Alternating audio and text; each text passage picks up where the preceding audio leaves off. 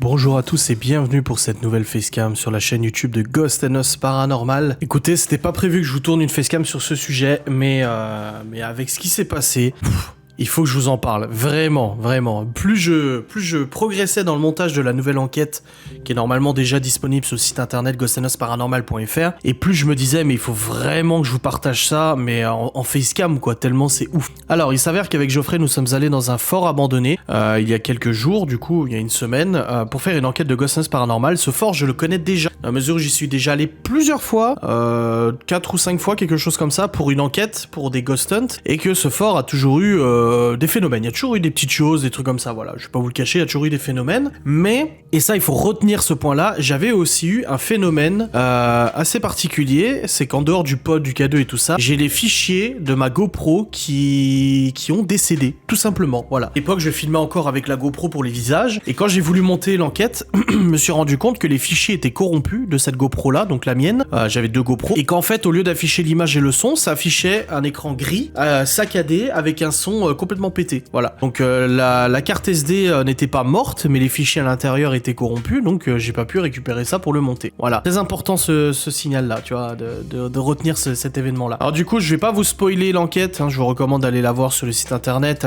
pour quelques euros, vous y avez accès, elle dure presque 2 heures, mais nous avons eu de nombreux phénomènes, nous avons eu de nombreuses manifestations, j'ai même vécu moi personnellement un des trucs les plus ouf que j'ai pu vivre en enquête paranormale, mais je veux m'attarder sur un point précisément, sur vraiment un point précis de ce qui s'est passé, c'est que dans ce lieu, alors pendant 1 heure, les caméras fonctionnent bien. Bon, la batterie de la lampe de Geoffrey dès le début avait déjà plus de batterie, alors que je l'avais changé la veille au soir. Admettons, j'ai peut-être mis la lampe en allumé dans la sacoche et ça s'est déchargé toute la nuit. C'est possible. Mais pendant 1 heure, pas de problème. Et en fait, au bout d'1 heure, il s'est passé plusieurs phénomènes assez inexplicables. Ils peuvent être expliqués rationnellement si tu veux, mais assez particuliers. Et suite à cet événement, ce phénomène, j'ai commencé à avoir des bugs au niveau de la caméra de Geoffrey. Alors vous savez, moi je monte ma vidéo et tout ça, ça fait plusieurs heures que je suis sur le montage, etc. J'ai pas de bugs, j'ai pas de problème. Et là j'arrive à un moment où justement, il vient de se passer un truc assez ouf. On pose nos caméras pour pouvoir remettre le pod par terre et tout ça, donc solliciter une entité. Et là, j'ai la caméra de Geoffrey qui coupe le son, donc en gros sur la bande, j'ai plus de son. Quelques secondes après, qui coupe caméra et son. Donc en gros, moi dans mon fichier, en fait, au moment où c'est censé arriver et que ça bug, mon logiciel plante, il s'arrête. Donc il réfléchit.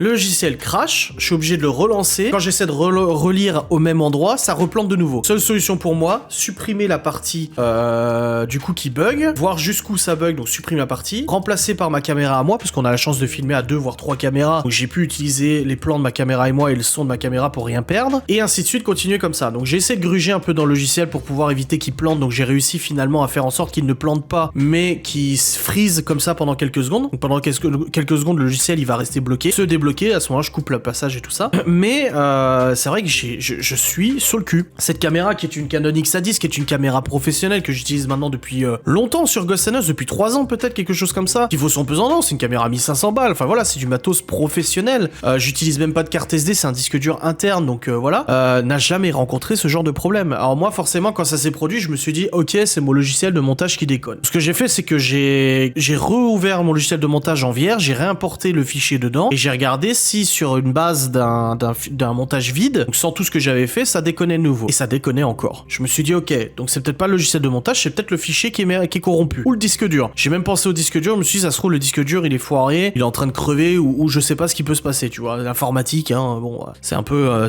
l'échec quoi. Mais du coup, j'essaie de lire le fichier avec VLC sur mon PC et ça crache au même endroit. C'était le premier endroit que ça crachait. Après j'ai eu plein d'autres endroits pendant le reste de l'enquête où ça plantait. Je me dis ok, non mais là VLC il plante aussi. Donc j'essaie avec Media Player, ça plante aussi. J'ai des codecs pourtant qui sont à jour et tout ça. Le codec c'est ce qui permet de lire n'importe quel format de fichier vidéo. Du coup ce que je fais c'est que je prends le fichier et je vais le charger sur un autre de mes disques durs. Je me dis ça se trouve c'est des disques durs. Pareil. Du coup je ressors la caméra et fort heureusement cette fois je n'ai pas supprimé du coup mes rushs parce que d'habitude je les supprime immédiatement de la caméra. Là non, je me suis dit je vais les laisser, on sait jamais que j'ai un bug. Je recharge les fichiers, donc je branche la caméra sur mon hub USB, je récupère pendant 20 minutes les fichiers et là je vois que ça plante de nouveau. Donc je prends la caméra, j'ouvre l'écran, je fais play dans la caméra pour directement, tu vois, assister au truc, et même dans la caméra, ça bug. Donc nous avons un fichier de 2 heures à peu près qui au bout d'une heure, bizarrement après des phénomènes paranormaux, bizarrement au moment où on sollicite, et ça genre j'y reviendrai après aussi, nous fait des coupures. Voilà, des coupures cam, et machins qui font planter le logiciel et tout. Donc je continue le montage de la vidéo, je continue le montage de l'enquête, et je me rends compte qu'à chaque fois